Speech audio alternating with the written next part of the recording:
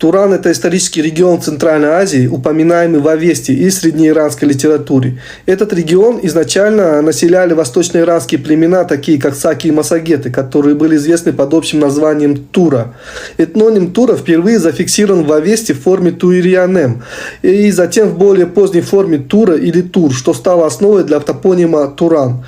Туран упоминается как территория, населенная кочевыми восточноиранскими племенами, которые часто были врагами оседлых иранцев.